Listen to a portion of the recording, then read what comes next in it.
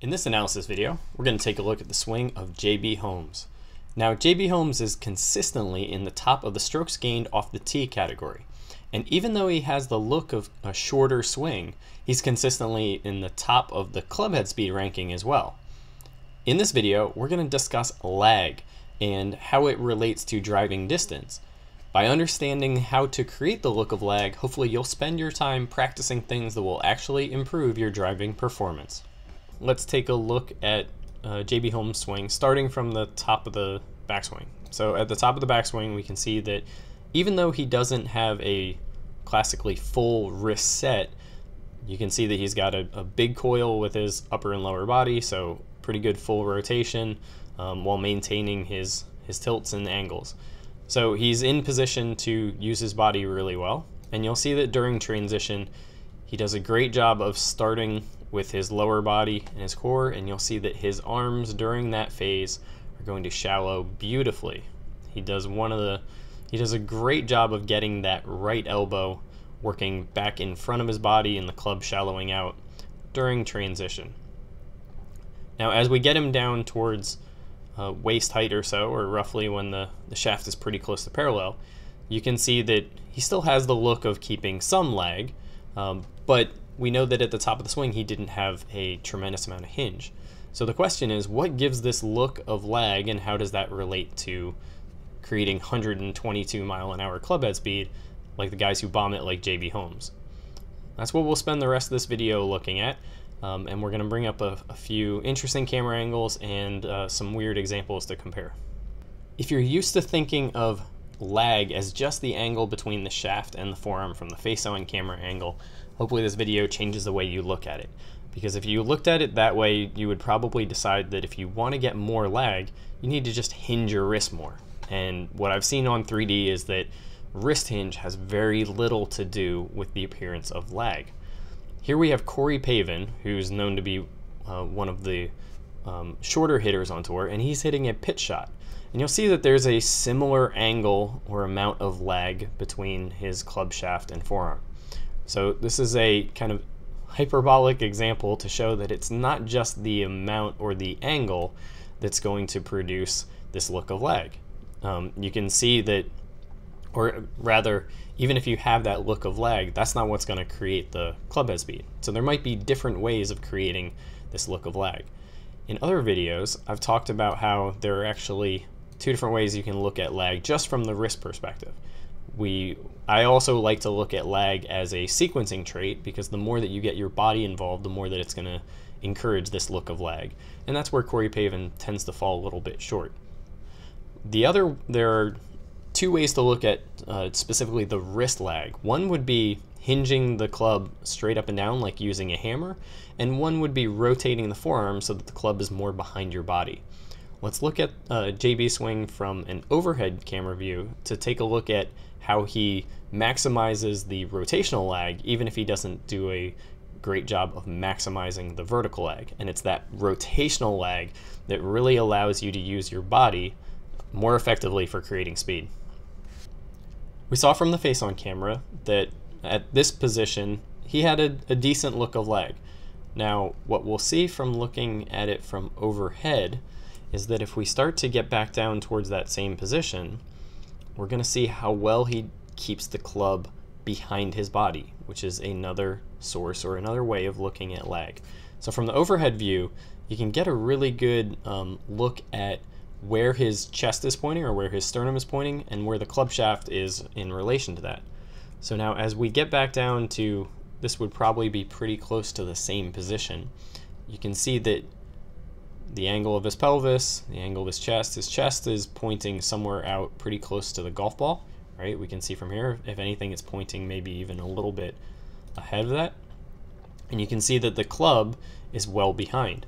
When he starts getting down towards impact, you can see his chest is on an angle. We'll do it the same way where it's kind of more perpendicular, and you can see that the club shaft is still pretty close to almost parallel to his chest.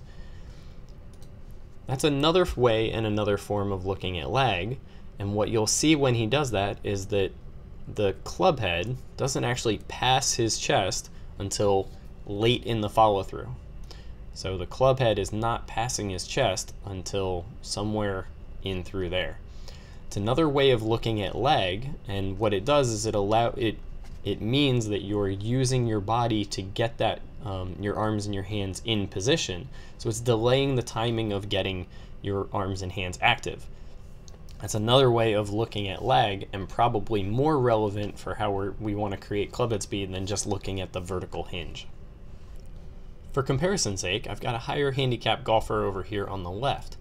Now if you watch, when I bring him down, you can see that the club is already getting back out in front of his body. If we were looking at JB Holmes, it would have been probably closer to an angle like this in relation to the torso, and he would have his hips and torso more open, which would get the club in a similar looking position. So if we get this higher handicap golfer down to about the same amount, you can see that JB's chest is pointing well out in front of the golf ball, and the shaft is roughly perpendicular to that.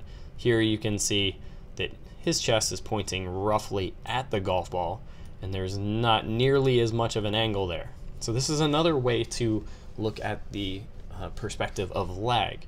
Now, I do a talk on the KVest Level 2 certification where I talk about barriers to a good kinematic sequence. So the next thing we'll look at is how the grip and club face position relate to this ability to create this rotational lag. Now from the face on camera, we can see that JB has a bit of a strong grip where the V's are pointing somewhere outside of his right shoulder. And we'll see that if he was to have his body in the position of that higher handicap golfer and straighten those arms, he would tend to hit lots of pull hooks.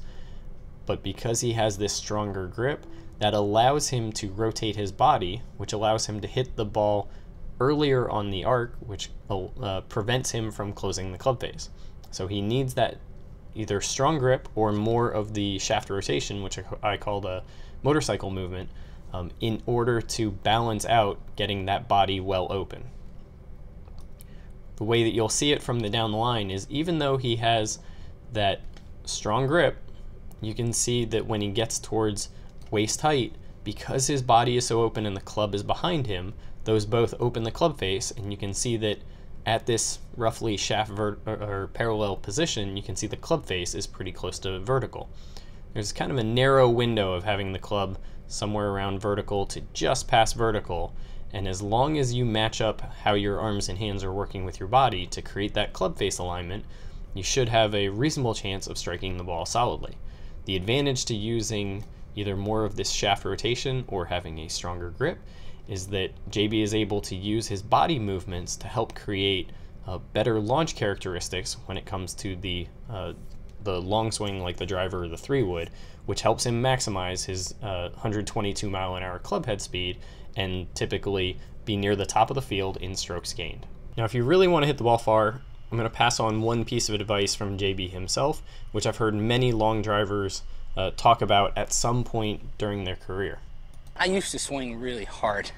I don't swing very hard anymore. I got pictures of me when I was younger at impact where both my feet are on your toes? This far off the ground. I'm off the ground.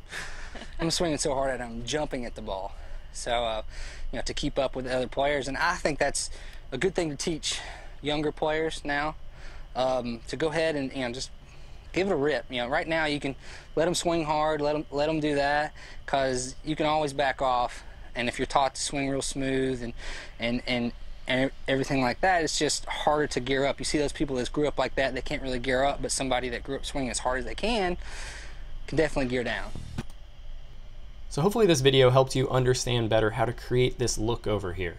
If you want to swing hard, if you want to have lag, you have to find a way to get the club a little bit more behind you so that you can use your body rotationally.